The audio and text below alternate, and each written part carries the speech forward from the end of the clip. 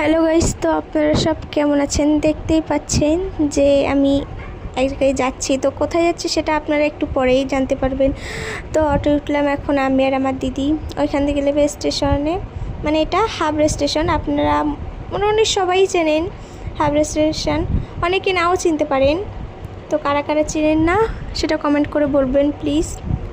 তো আজকে শুধু আমরা একা যাচ্ছি না, আমার বান্ধবীর দিদি। তো এই যে স্টেশনে এসে দাঁড়িয়েছি কারণ আমার দিদির একটা বান্ধবী আসবে, তাই তো দেখছি যে আমার লিপস্টিকটা ঠিক আছে কি, কেমন লাগছে আমাকে। তো দেখছে, তা হাঁটতে হাঁটতে খানিকটা দূর আসলাম।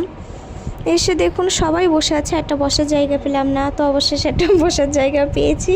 ওই দিদি বসে আছে যে কখন আসবে, আমরা সব বসে আছি। অনেকক্ষণ হয়ে গেল, ট্রেনটা আসছেই না। তো খুব গরমও লাগছিলো ওইদিকে, তো অবশেষে ট্রেনটা আসছিল, এই যে এসে গেল।